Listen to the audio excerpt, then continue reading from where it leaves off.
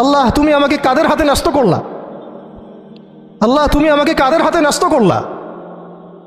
ইলা আদুইন বাঈদিন ইয়াতাহাজ্জামুনি, আমাকে ঘর থেকে এত দূরে এনে, সেই মক্কা থেকে কত দূরে, আমাকে ঘর থেকে এত দূরে নিয়ে এসে আল্লাহ তুমি তোমার শত্রুদের হাতে আমাকে ন্যস্ত করলা। ইয়াতাহাজ্জামুনি, যারা চতুর্দিক থেকে আমাকে পাথর মারতেছে। কি আবেগ দোয়ার মধ্যে, কি ভাষা, কি লফজ। ইলা আদুইন বাঈদিন ইয়াতাহাজ্জামুনি, তুমি আমাকে আল্লাহ ঘর থেকে বের করে এত দূরে নিয়ে আসলা, শত্রুদের হাতে সোপর্দ করলা, তারা আমাকে চতুর্দিক থেকে পাথর মারতেছে।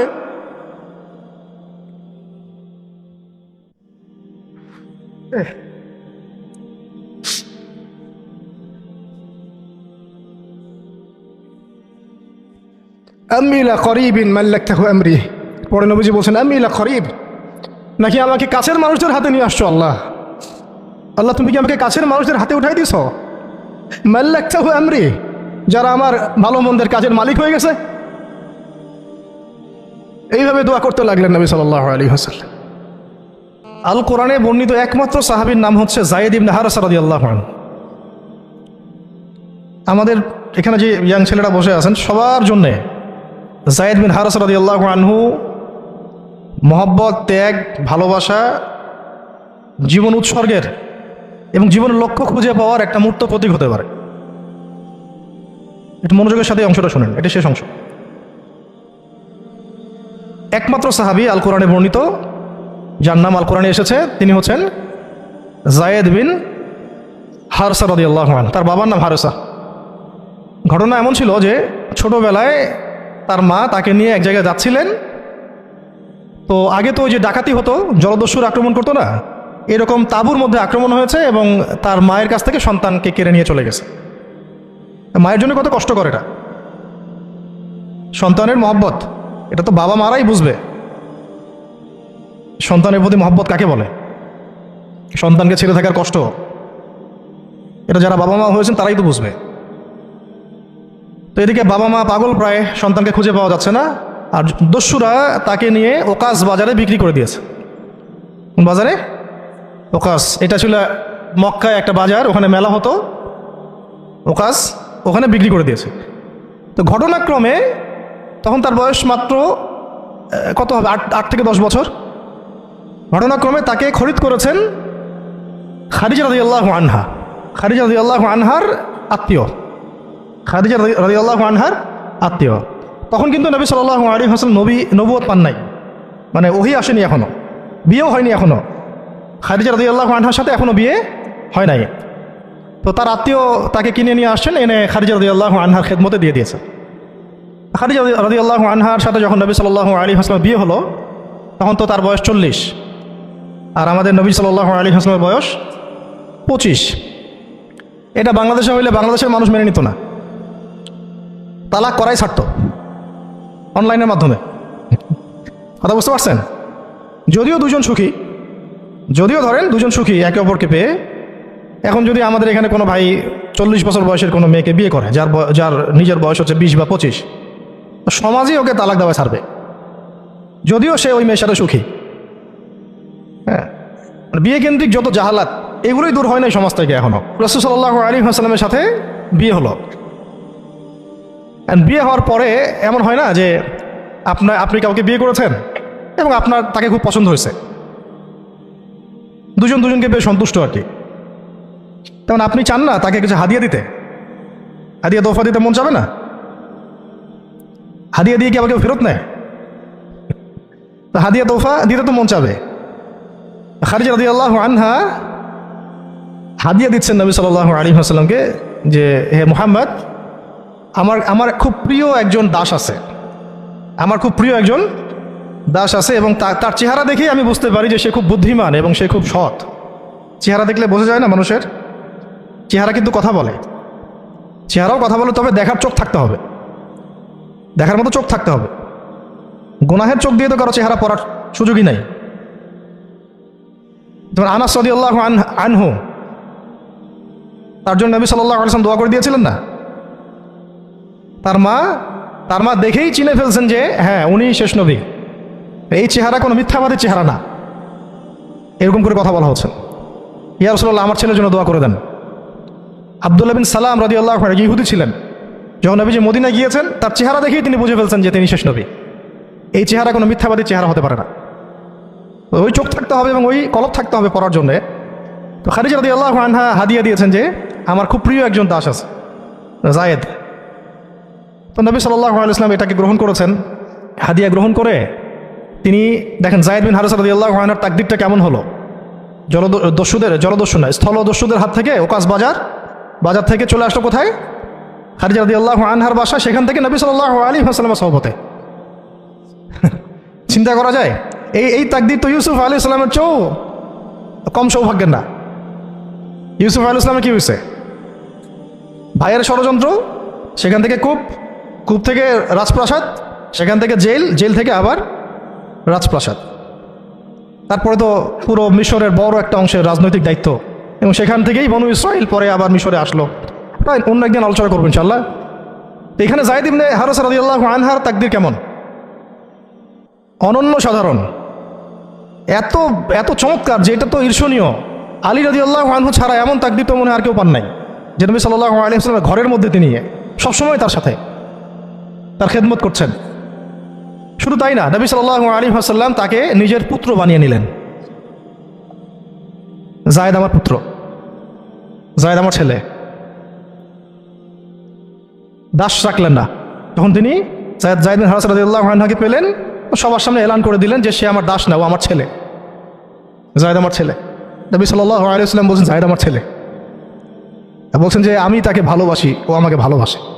অথবা একটা এইভাবে আসছে যে আমি তার উত্তরাধিকারী, সে আমার উত্তরাধিকারী। জায়েদ বিন হারিসা রাদিয়াল্লাহু আনহুর লকব ছিল হিব্বু রাসূলিল্লাহ, রাসূল সাল্লাল্লাহু আলাইহি ওয়াসাল্লামের প্রিয় ভাজন। আর জায়েদ বিন হারিসা রাদিয়াল্লাহু আনহুর ছেলের নাম ওসামা বিন জায়েদ। জায়েদ বিন হারিসা রাদিয়াল্লাহু আনহুকে একবার তিনি একটা সেনাবাহিনীর কাফেলার দায়িত্ব দিয়েছিলেন। কিছু সাহাবী একটু আপত্তি করেছিলেন, বয়স কম, আরও যোগ্য সাহাবী আছে।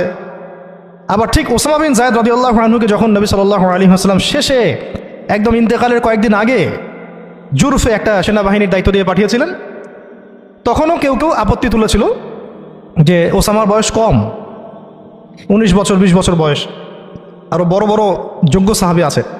তখন নবী সাল্লাল্লাহু আলাইহি ওয়াসাল্লাম বলেছিলেন যে ইতিপূর্বে তোমরা জায়েদের ব্যাপারেও আপত্তি তুলেছিলে, আর আজকে তোমরা ওসামার ব্যাপারেও আপত্তি তুলছো। তোমরা জেনে রাখো, তার বাবা এবং সে, মানে জায়েদ বিন হারিসা এবং ওসামা বিন জায়েদ, এই দুজনকে আমি ভালোবাসি। এই দুজন আমার প্রিয় ভাজন। তো জায়েদ বিন হারিসা রাদিয়াল্লাহু আনহু এখানে বড় হতে লাগলেন। এক পর্যায়ে তো ওহী আসলো, ইসলাম কবুল করলেন।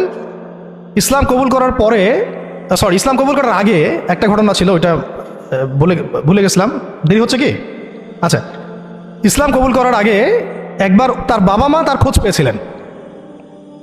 হজ করতে আসছেন কিছু মানুষ মক্কায়, তখন হজমরা ছিল বিকৃত, এসে দেখছে যে এই তো জায়েদ। তো ফিরে গিয়ে তার বাবাকে খবর দিছে, জায়েদকে দেখলাম মক্কায়। তো তার বাবা আসছেন, হারিসা, ঠিক আছে, এসে চিন্তা পারছেন আমার ছেলে। তো মুহাম্মদ সাল্লাল্লাহু আলাইহি ওয়াসাল্লামকে বলেছেন যে আমার ছেলেকে আমি কিছু মুক্তিপণের বিনিময়ে নিয়ে যেতে চাই। তো নবী সাল্লাল্লাহু আলাইহি ওয়াসাল্লাম বলেছেন ঠিক আছে, মুক্তিপণ লাগবে না, আমি আপনাদেরকে আরও সহজ একটা অপশন দিচ্ছি। আপনার ছেলেকে ডাকি, সে যদি আপনাদের সাথে যেতে চায় তাহলে কোনো টাকা পয়সা লাগবে না, এমনি নিয়ে যাবেন। যদি যেতে না চায় তাহলে আমার কিছু করার নেই। তখন তার বাবার সামনে তার ছেলেকে আনা হলো, বলা হলো যে ওনাদেরকে চিনতে পারো? হ্যাঁ, উনি আমার বাবা হারিসা, উনি আমার চাচা, উনি আমার মামা, এভাবে বলছেন। তো তার বাবা বলছেন যে আমার সাথে চলো বাসায়। সরাসরি বাবাকে বলে দিলেন যে আমি আপনার সাথে যেতে পারবো না, আমি মুহাম্মদ সাল্লাল্লাহু আলাইহি ওয়াসাল্লামের সাথে থাকতে চাই। বাবা বলছে এই কেমন কথা? নিজের বাবার সাথে যাবা না, নিজের বাবার পরিবারে যাবা না, বাবার ঘরে যাবা না, উনি তো তোমার আপন কেউ না। জায়েদ বিন হারিসা রাদিয়াল্লাহু আনহু বলছেন যে আমি তার মধ্যে এমন কিছু দেখেছি যে আপনারা কেউ দেখতে পারবেন না। এটা সম্পর্ক, মহব্বত, এগুলোকে সম্পর্ক বলে, মহব্বত বলে। অথচ কেউ কাউকে চিনে না, মানে কেউ কারোর সাথে কারো রক্তের সম্পর্ক নাই। আর নবী সাল্লাল্লাহু আলাইহি ওয়াসাল্লাম তাকে বললেন তখন যে জায়েদকে আমি মুক্ত করে দিয়েছি। জায়েদ আমার দাস না, জায়েদ আমার ছেলে, জায়েদ আমার ছেলে, আমি তার উত্তরাধিকারী, সে আমার উত্তরাধিকারী, আমি তাকে ভালোবাসি। তার উপাধি হয়ে গেল হিব্বু রসুলিল্লাহ, রসুলের প্রিয় ভাজন। সবাই তাকে এই নামে ডাকা শুরু করলো, রসুলের প্রিয় ভাজন, রাসূল তাকে ভালোবাসে, রাসূল তাকে ভালোবাসে, রাসূল তাকে ভালোবাসে। আর আমি বলছি রাসূল কে? সাল্লাল্লাহু আলাইহি সাল্লাম, যাকে আল্লাহ ভালোবাসেন। রাসূল কে? যাকে আল্লাহ ভালোবাসেন। তো এখন যখন নবুয়ত প্রাপ্ত হলেন, তখন আপনারা তো সবাই জানেন যে প্রথম 13 বছর মক্কায় কাটানো হয়েছে। এই প্রথম 13 বছরে যে কি পরিমাণ নির্যাতন সহ্য করতে হয়েছে, এটা ভাষায় প্রকাশ করার কোনো কিতাব পাওয়া যাবে না। আর এটা লেখার মতো কোনো কলম নাই, কোনো হাত নাই। ওইগুলো নিয়ে আমরা ইনশাল্লাহ পরে কথা বলবো। আজকে শুধু একটা দুটা জায়গা বলতেছি। একটা সফর ছিল তায়েফের সফর। কিসের সফর? এই যে হুট করে শুনলেন তায়েফের সফর। তায়েফের সফরের আগে 10 বছর আছে। এই 10 বছরে এত নির্মম নির্যাতন সহ্য করতে হয়েছে, যেটা তায়েফ পর্যন্ত যেতে রাসূল সাল্লাল্লাহু আলাইহি ওয়াসাল্লামকে বাধ্য করেছে। মক্কার অবস্থা কোন ঠাসা, মানে অত্যাচার হতে হতে হতে হতে এমন একটা অবস্থা, সাহাবীদেরকে চোখের সামনে শহীদ করা হচ্ছে। বেলাল রাদিয়াল্লাহু আনহুকে এইভাবে নির্যাতন করা হচ্ছে, সুমাইয়া রাদিয়াল্লাহু আনহাকে মেরে ফেলা হলো, শহীদ করা হলো। গরিব সাহাবীদেরকে নির্যাতনের স্টিম রোলার চালিয়ে দেওয়া হচ্ছে। এক পর্যায়ে বাধ্য হয়ে অনেক সাহাবী আবিসিনিয়াতে চলে গেলেন, ইথিওপিয়ায়। আবার 3 বছর নবী সাল্লাল্লাহু আলাইহি ওয়াসাল্লাম এবং বনু হাশিমকে বয়কট করা হলো, মনে আছে? একদম বয়কট করা হলো 3 বছর। গাছের ছাল পাতা খেয়ে সাহাবীরা থাকা শুরু করলেন। চতুর্দিক থেকে রাস্তা বন্ধ, সামাজিক নির্যাতন, রাজনৈতিক নির্যাতন, গালিগালাজ, আপনজনদের মানে গীবত, তহমত, একেবারে পাথর নিক্ষিপ্ত চলতেছেই চতুর্দিক থেকে। আবু লাহাব, আবু জেহেল, আবু সুফিয়ান সবাই উঠে পড়ে লাগছে, পুরো সমাজ বিরুদ্ধে চলে গেছে। এরকম হালত বোঝার জন্যও ওইরকম সিচুয়েশন ফেস করা দরকার। এটা পড়ি আমরা তো এগুলো পড়ি, এগুলো তো আমরা বুঝি না, উপলব্ধি করতে পারি না, কারণ আমরা এই ফেজগুলো দিয়ে যাই নাই। যারা টুকটা গিয়েছেন তারা কিছুটা আজ করতে পারেন। এবার এরকম একটা অবস্থায় যখন চতুর্দিক থেকে রাস্তাটা বন্ধ মনে হচ্ছে, তখন নবী সাল্লাল্লাহু আলাইহি ওয়াসাল্লাম তায়েফে গিয়েছিলেন, তায়েফের 3টা বড় বড় গোত্রকে দাওয়াত দিতে। উদ্দেশ্য হচ্ছে তায়েফবাসী যদি ইসলাম কবুল করত, তাহলে মক্কার এই কুরাইশদের বিরুদ্ধে একটা বড় সাপোর্ট পাওয়া যেত। ঠিক আছে, এটা কিন্তু একটা হিজরত, এটাও কিন্তু একটা হিজরত। এর আগে একটা হিজরত হয়েছে আবিসিনিয়াতে, তায়েফেও। এটাতে ওই সাফল্যটা আসে নাই, তায়েফবাসী ইসলাম কবুল করে নাই। পরবর্তীতে আল্লাহ পাক মদিনাবাসীকে কবুল করেছে। ওগুলো আমরা পরে আস্তে আস্তে আলোচনা আনবো ইনশাআল্লাহ। আজকে শুধু এতটুকু বলছি তায়েফের কথাটা। এইখানে সময়টা চিন্তা করবেন, এই সময়টা ছিল জুন জুলাই মাস, জুন বা জুলাই মাসের মতো অবস্থা। মানে মানে কাঠ ফাটা রোদ বলতে আমরা যা বুঝি, প্রচণ্ড রোদ, প্রচণ্ড গরম, মরুভূমির উত্তপ্ত একটা অবস্থা। এই অবস্থায় মক্কা থেকে তায়েফের ডিস্টেন্স হচ্ছে প্রায় 100 কিলোমিটার, প্রায় 100 কিলোমিটার। যারা তায়েফে গিয়েছেন তারা হয়তো জানবেন, এটা পাহাড়, মানে মাটির নিচ থেকে তায়েফ শহরটা দেখা যায়। এই যে পাহাড়ের গা বেয়ে যে উঠতে হয়, এখন তো গাড়ি আসছে, গাড়ির যুগ, এই গাড়ি দিয়ে উঠতেও এই নিচ থেকে উপর পর্যন্ত 40 কিলোমিটার, মানে পাহাড়ের গা বেয়েই 40 কিলোমিটার রাস্তা এইভাবে সফর করে করে করে করে তায়েফের শহরের উপরে পৌঁছাতে হয়। এই কাজটা নবী সাল্লাল্লাহু আলাইহি ওয়াসাল্লাম তার সময় করেছেন পায়ে হেঁটে, তাও জুন জুলাই মাসের মতো উত্তপ্ত অবস্থায়, গরমের অবস্থায়। এবং এই সফরে নবী সাল্লাল্লাহু আলাইহি ওয়াসাল্লামের সাথে মাত্র একজন সাহাবী ছিলেন, সেই সাহাবীর নাম যায়েদ ইবনে হারেসা রাদিয়াল্লাহু আনহু, আর কেউ না, রাসূলের প্রিয় ভাজন। তাহলে বুঝতে পারছেন কত কত কাছের সম্পর্ক। আর কেউ না, কোনো সাহাবী না, যায়েদ ইবনে হারেসা রাদিয়াল্লাহু। ঠিক যেমন গারে সাওরে কেউ নাই, কোনো সাহাবী নাই, কে আছেন? আবু বকর রাদিয়াল্লাহু আনহু। আয়েশা রাদিয়াল্লাহু আনহা বলতেন মাঝে মাঝে যে যদি রাসূল সাল্লাল্লাহু আলাইহি ওয়াসাল্লাম জীবিত থাকতেন, তাহলে যায়েদ ইবনে হারেসা রাদিয়াল্লাহু আনহুকে মনে হয় তিনি তার পরবর্তী স্থলাভিষিক্ত হিসেবেই ঘোষণা করে দিয়ে যেতেন। এত ভালোবাসতেন তিনি তাকে, মনে হতো যেন যায়েদ বিন হারেসা রাদিয়াল্লাহু আনহুকে তিনি পরবর্তী স্থলাভিষিক্ত করে দিয়ে যাবেন, এত ভালোবাসতেন।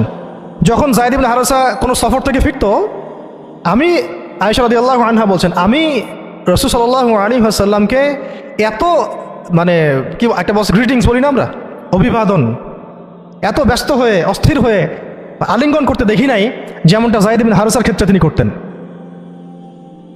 বহু সফরে তিনি তাকে পাঠিয়েছেন, সারিয়া অভিযানে। সারিয়া মানে যে সফরগুলোতে আমাদের নবীজি নিজে যান নাই কিন্তু সাহাবীদেরকে পাঠিয়েছেন, কোনো সামরিক অভিযান, এটাকে বলা হয় সারিয়া। আর গাজওয়া হচ্ছে এমন যুদ্ধ যেখানে নবীজি নিজে গিয়েছেন, অ্যাজ এ কমান্ডার উপস্থিত ছিলেন। তো একবার একটা সফর থেকে যায়েদ ইবনে হারেসা রাদিয়াল্লাহু আনহু এসেছেন। আয়েশা রাদিয়াল্লাহু আনহা বলছেন তার গায়ে, আমাদের নবীজির গায়ে সতরটা কোনো রকম ঢাকা ছিল, উপরে পোশাক নাই, মানে গায়ের উপরের পোশাকটা তিনি পরেনি নাই। এই অবস্থাতে তিনি আয়েশা রাদিয়াল্লাহু আনহার ঘরে ছিলেন। ওইখানে এসে যায়েদ ইবনে হারেসা রাদিয়াল্লাহু আনহু নক করেছেন দরজায়। ওই অবস্থায় তিনি উঠে গিয়ে যায়েদ ইবনে হারেসা রাদিয়াল্লাহু আনহুকে আলিঙ্গন করা শুরু করলেন, কপালে চুমু দেওয়া শুরু করলেন, আমার প্রিয় ভাজন আসছে। ওই সাহাবীকে সাথে নিয়ে তিনি সফর করছেন তায়েফে। তায়েফে যাওয়ার পরে 3টা গোত্রনেতা ছিল ওখানে। অনেক বড় কথা, তো আমি অল্প করে বলছি সময় সংক্ষিপ্ততার কারণে। একটা গোত্রনেতার নাম হচ্ছে আব্দে ইয়ালাইল। এর আন্ডারে বহু মানুষ ছিল। যদি সে ইসলাম কবুল করতো তাহলে ওই সবাই ইসলাম কবুল করতো, সে করে নাই। একটা গোত্রনেতার নাম ছিল আব্দে মাসউদ। তার আন্ডারে বহু মানুষ ছিল এবং ধনী ধনী বড় বড় ধনী ব্যবসায়ী, রাজনীতিবিদ, সে ইসলাম কবুল করে নাই। আরেকটা লোক ছিল, তার নাম হাবিব বিন আমর, এই 3 নাম্বার গোত্রনেতা। তো সেও ইসলাম কবুল করে নাই। ইসলাম কবুল না করার কারণে এই 3টা গোত্রনেতার কাছ থেকে, আপনারা কি মনে করেছেন একদিন দাওয়াত দেওয়া হয়েছে? প্রায় 1 মাস নবী সাল্লাল্লাহু আলাইহি ওয়াসাল্লাম এই তাইফের এই ময়দানে ছিলেন, দাওয়াতের ময়দানে। কোনো কিতাবে আসছে 10 দিন, কোনো কিতাবে আসছে 15 দিন, 17 দিন, কিন্তু অ্যাপ্রক্সিমেটলি 1 মাস, এটা বিভিন্ন সিরাতের কিতাবে আসছে। এই 1টা মাস তাইফে থাকা, খাওয়া দাওয়া তো আল্লাহ ভালো জানেন কি হয়েছে। তার সাথে একজন মাত্র সাহাবী, দরজায় দরজায় দাওয়াত দেয়া, এবং সবাই দাওয়াত রিফিউজ করলো। বড় বড় 3টা গোত্রনেতাও রিফিউজ করে দিল। শুধু যে রিফিউজ করলো তা না, বরং এমন টিটকারি শুরু করলো, এমন ব্যঙ্গাত্মক আচরণ শুরু করলো, শেষ পর্যন্ত ওই এলাকার যত ছোকরা ছিল, যুবক, তরুণ, কিশোরী বেশি আসছে বর্ণনায়, এদেরকে লেলিয়ে দেওয়া হলো, সবার হাতে পাথর উঠিয়ে দেওয়া হলো যে এই ব্যক্তি মাজনুন, নাউযুবিল্লাহি মিন যালিক। মাজনুন মানে পাগল, এই ব্যক্তি কাযযাব, এই ব্যক্তি মিথ্যাবাদী, এই ব্যক্তি সাহের, এই ব্যক্তি জাদুকর। কাকে বলা হচ্ছে? সবাই মিলে পাথর মারো তাকে, নাউযুবিল্লাহি মিন যালিক। দৃশ্যটা একটু চিন্তা করেন। 10 বছর মক্কায় দাওয়াত দেওয়ার পর চতুর্দিক থেকে কুরাইশদের নির্যাতন, নিপীড়ন, শারীরিকভাবে, মানসিকভাবে, আত্মিকভাবে, সামাজিক বয়কট, 3 বছর গাছের ছালপাতা খেয়ে পাহাড়ের পাদতলে জীবন কাটানো বনু হাশেমের। আবার আমুল হুজনও হয়ে গেছে। ওই একই বছরে কয়েকদিনের মধ্যেই চাচা আবু তালেব ইন্তেকাল করেছেন, খাদিজা রাদিয়াল্লাহু আনহাও ইন্তেকাল করেছেন। কি অবস্থা ওই সময় চিন্তা করে, কি কষ্টের সময়, কীরকম কষ্টের সময় আমরা তো উপলব্ধি করতে পারবো না। আমরা তো গাজাবাসীর কষ্ট উপলব্ধি করতে পারি না, রাসূলুল্লাহ সাহাবীদের কষ্ট কি উপলব্ধি করতে পারবো? এই অবস্থায় আশার আলো নিয়ে তাইফে যাওয়া, সেখানে গিয়ে যে 1 মাস এই মেহনত করার পর এই অবস্থা, সমস্ত ছোকরাটা পাথর মারা শুরু করলো। কি পাথর মারার সেই গতি, যেখানে পাথর মারা হয়েছে ওই জায়গা আমরা দেখে আসছি আলহামদুলিল্লাহ। কি পাথর মারার গতি! এমন পাথর মারা হচ্ছিল যে রাসূল সাল্লাল্লাহু আলাইহি ওয়াসাল্লামের মানে গায়ে লেগে রক্ত বের হতে হতে সেই রক্ত দিয়ে পায়ের যে জুতাটা আছে, এই জুতাটা আটকে গেছে, এইভাবে জুতা খোলা যাচ্ছে না। রাসূলুল্লাহ সাল্লাল্লাহু আলাইহি ওয়াসাল্লাম পা থেকে জুতা খোলা যাচ্ছে না, রক্তে আটকে গেছে। আর মানুষ বলছে পাগল, মিথ্যাবাদী, হ্যাঁ জাদুকর, জিনে আসর করছে, মানুষ বলতেছে এগুলা। রাজনৈতিক ক্ষমতা চাই মনে হয়, হ্যাঁ অর্থ চাই মনে হয়, দুনিয়ার জৌলস মনে হয় চায়, আমাদের ঐক্য বিনষ্ট করতে আসছে। মারো একে, মেরে বিদায় করো এখান থেকে। কোন পর্যায়ে গেলে মানুষ এই কাজ করতে পারে? কি পরিমাণ ক্ষোভ থাকলে মানুষ এই কাজটা করতে পারে? আর কার এগেন্স্টটা করছে? আল্লাহর প্রিয় হাবিব, যার জন্য আল্লাহ পাক ফিরদাউস রেখেছেন, মাকামে মাহমুদ রেখেছেন, যার সুপারিশ ছাড়া আমরা মনে হয় না জান্নাতে কেউ যেতে পারবো, অসম্ভব। যার সুপারিশ ছাড়া বিচার শুরুই হবে না কিয়ামতের মাঠে। হিসাব নিকাশ শুরুই হবে না, জান্নাত তো বহু দূরের কথা। জান্নাতের দরজাও খোলা হবে না যিনি আগে না ঢোকা পর্যন্ত। তাকে মানুষ এভাবে মারা শুরু করলো, রক্ত ঝরতে গেছে। এই সময়ে এই সাহাবী যায়েদ ইবনে হারেসা রাদিয়াল্লাহু আনহু নিজের বুকটা নবী সাল্লাল্লাহু আলাইহি ওয়াসাল্লামের সামনে এইভাবে দিয়েছেন যে যতগুলো পাথর আসবে আমার গায়ে যেন লাগে, আমার নবীর গায়ে না লাগে। বুক যখন থেতলায় গেছে তখন পিঠ দিয়ে দিয়েছেন, ইয়া রাসূলুল্লাহ আপনার গায়ে একটা পাথর যেন না লাগে, আমার পিঠে লাগুক। এই সময়টা চিন্তা করেন, সাহাবীর কথা চিন্তা করেন, তাদের ত্যাগ তিতিক্ষার কথা চিন্তা করেন, ওই সময়ের সবরের কথা চিন্তা করেন। আর তায়েফবাসী নবী সাল্লাল্লাহু আলাইহি ওয়াসাল্লামের আপনজন ছিল। তায়েফের গোত্রে নবী সাল্লাল্লাহু আলাইহি ওয়াসাল্লামের দুধ পান করানো হয়েছিল, হালিমা সাঈদার গোত্র এটা। দূরের মানুষ আপনাকে যখন ভালো মন্দ বলবে আপনার অতটা কষ্ট হবে না যতটা আপনার কাছের মানুষ আপনাকে ভালো মন্দ বললে কষ্ট হবে। যখন আপনার প্রিয় মানুষেরা আপনাকে পাথর ছুড়বে, এই পাথরের আঘাত সহ্য করা এত সহজ না। কাফেররা, ফাসেকরা, জালেমরা, মুশরিক, মুনাফিকরা পাথর ছুড়বে, সেই পাথর আপনি সৌভাগ্যের সাথে বরণ করতে পারেন, সে রক্তক্ষরণে আপনার কষ্ট হবে না। প্রিয় মানুষদের দেওয়া অপবাদ, মিথ্যাচার, গীবত, তহমত, পাথর আপনাকে এত কষ্ট দিবে, এই কষ্টের লোড আপনি সহ্য করতে পারবেন না। আর যদি আল্লাহ পাক আপনাকে সহ্য করার ক্ষমতা দিয়ে দেন, ইনশাআল্লাহ আপনি এমন ব্যক্তি হবেন যে ব্যক্তির হাতে আল্লাহ রাব্বুল আলামিন ইসলামের ঝান্ডা উঠাই দেবেন ইনশাআল্লাহ। ইনশাআল্লাহ যাকে আল্লাহ রাব্বুল আলামিন পুরো কওমের জন্য কবুল করবেন ইনশাআল্লাহ। এবং পুরো শক্তি আপনার সামনে একদিন না একদিন পরাজয় বরণ করবেই, সময়ের ব্যাপার। যায়েদ বিন হারেসা রাদিয়াল্লাহু আনহু নিজের বুকটা এইভাবে আগলায় দিয়ে রাখছেন, আমার গায়ে লাগুক ইয়া রাসূলুল্লাহ, আপনার গায়ে না লাগে। আজকে আপনি যায়েদ বিন হারেসাকে পাবেন কোথায়? কিসের ইসলামী বিপ্লবের কথা বলি আমরা? জামা ইমারা এটা ওইটা, যায়েদ বিন হারেসারাই তো নাই।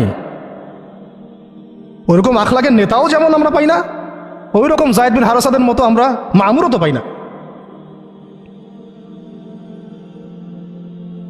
বরং এখন তো এমন যুগ চলতেছে যে মানুষ সামান্য দুনিয়াবী স্বার্থের কারণে, সামান্য দুনিয়াবী স্বার্থ, একটু মোহ, একটু দাম্ভিকতা, একটু অহংকার, একটু জিদ, একটু রাগ, একটু ক্ষোভ ইত্যাদির কারণে মানুষ, নিজের প্রিয় মানুষ আপনাকে মানুষের হাতে উঠাই দিতে পারে। সবাই মিলে তাকে পাথর মারো, আমি তাকে দেখতেছি। সবাই তাকে পাথর মারো, আমি তাকে দেখতেছি। যেন নিজের প্রিয় মানুষকে পাথর মারলে এটা দেখলে আপনার মনে আরো শান্তি আসতেছে। কিভাবে আপনি আপনার প্রিয় মানুষকে হাজারো লক্ষ মানুষের হাতে উঠাই দিতে পারেন যে মানুষটা তাকে ধর্ষণ করবে, ছিঁড়ে খাবে, পাথর মেরে থাতলা করবে, আবার আপনি তাকে মহব্বতের দাবিও করেন? কিসের মহব্বত? মহব্বত কাকে বলে? মহব্বত তো এইটা যেটা যায়েদ ইবনে হারেসা রাদিয়াল্লাহু আনহু করেছে। এটা কি মহব্বত না? এইরকম মহব্বতের নিদর্শন কি আমাদের মধ্যে আছে? কাকে মহব্বত বলা হয় আসলে? আপনারা দৃশ্যটা চিন্তা করেন, এগুলো সিরাতের কিতাবে মজুদ, পড়েন। নিজের বুকটা তিনি আগলায় দিয়ে রাখছেন। ঠিক এরকমই উহুদের মাঠেও নিজের বুক আগলায় দিয়ে রাখছেন তালহা রাদিয়াল্লাহু আনহু। দূর থেকে একটার পর একটা তীর আসতেছে, ওনার গায়ে লাগতেছে। তীরের আঘাত কি চারটাখানি কথা? সাদ বিন আবি ওয়াক্কাস রাদিয়াল্লাহু আনহু পিঠ দিয়ে রাখছেন, ইয়া রাসূলুল্লাহ আপনার গায়ে যেন না লাগে। তোমরা জীবন্ত শহীদ দেখতে চাও, তালহাকে দেখো। 70-এর বেশি আঘাত তার গায়ে ছিল উহুদের দিন। সাদ বিন আবি ওয়াক্কাস রাদিয়াল্লাহু আনহুকে নবীজি বলছেন যে হে সাদ, তীর ছুড়ো, তোমার জন্য আমার পিতামাতা কুরবান হয়ে যাক। কোনো সাহাবীর জন্য নবীজি এমন কথা বলেন নাই যে তোমার জন্য আমার পিতামাতা কুরবান হয়ে যাক। এবং সাহাবীরা বলতেন ইয়া রাসূলুল্লাহ আপনার জন্য আমার পিতামাতা কুরবান হয়ে যাক। একমাত্র সাহাবী সাদ বিন আবি ওয়াক্কাস রাদিয়াল্লাহু আনহুর জন্য নবী সাল্লাল্লাহু আলাইহি ওয়াসাল্লাম এই কথা বলেছেন। ওই ময়দানে উম্মে ওমরাও ছিলেন, মহিলা সাহাবী, অনবরত তীর ছুঁড়েছেন রাসূলের গায়ে যেন আঘাত না লাগে। ওই ময়দানে হানজালা ছিলেন, ছুটতে আবু সুফিয়ান পর্যন্ত পৌঁছে গিয়েছেন। ওই অবস্থায় তার শাহাদাত হয়ে গেছে, তাকে মারতে পারেন নাই, উল্টা তার গায়ে আঘাত লেগে গেছিল। গাসাসুল মালাইকা, শহীদ হওয়ার পরে দেখা যায় তার দেহটা মাটি থেকে উপরে উঠে আসে আর দেহ থেকে পানি ঝরতেছে। নবীজি জিজ্ঞাসা করা হলো তার এই হালত কেন? নবী সাল্লাল্লাহু আলাইহি ওয়াসাল্লাম বললেন যে গত রাত্রে স্ত্রীর সাথে ছিল, সে জিহাদের ডাক আসছে, ওই ওই বিছানা থেকে চলে আসছে, বেচারা বিছানা থেকে এখানে চলে আসছে। হানজালা রাদিয়াল্লাহু আনহু শহীদ হয়ে গেছে, ফেরেশতারা তাকে গোসল দিচ্ছেন, এই যে পানি দেখা যাচ্ছে। ওই মাঠে সাদ বিন রবি রাদিয়াল্লাহু আনহু ছিলেন, একদম শেষ নিঃশ্বাস যাচ্ছে তার অবস্থা। আমাদের নবীজি বললেন সাদ বিন রবিকে খুঁজে বের করো, সে আমার প্রিয় ভাজন, তাকে খুঁজে বের করো। খুঁজতে গিয়ে দেখা গেল যে তিনি এইরকম একটা হালত, 60-70টা আঘাতের চিহ্ন নিয়ে প্রায় যান যাচ্ছে অবস্থা। সাহাবী বললেন, হে সাদ, রাসূল সাল্লাল্লাহু আলাইহি ওয়াসাল্লাম তোমাকে সালাম দিয়েছে, রাসূল তোমাকে সালাম দিয়েছেন আর জিজ্ঞাসা করছেন তুমি কেমন অনুভব করতেছো এখন? সাদ বিন রবি বলছেন, রাসূলের কাছে আমার সালাম পৌঁছে দিও, আর আল্লাহর কসম আমি জান্নাতের ঘ্রাণ পাচ্ছি এখন। এটা বলতে বলতে তার শাহাদাত হয়ে যায়।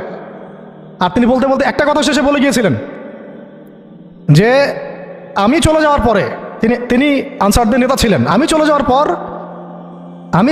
পর তোমরা থাকা অবস্থায় যদি মুহাম্মদ সাল্লাল্লাহু আলাইহি ওয়াসাল্লামের গায়ে একটা আঁচড়ও লাগে, তোমরা আল্লাহর সামনে কোনো হুজ্জাত দিতে পারবে না। আমি চলে যাওয়ার পরে যদি মুহাম্মদ সাল্লাল্লাহু আলাইহি ওয়াসাল্লামের গায়ে একটা আঁচড়ও লাগে, তোমরা আল্লাহর সামনে কোনো হুজ্জাত দিতে পারবে না। আর আমরাও তো এখন দুনিয়াতে বেঁচে আছি, আমাদের নবী সাল্লাল্লাহু আলাইহি ওয়াসাল্লামের গায়ে কী না লাগতেছে, আমরা কী বা করতে পারতেছি?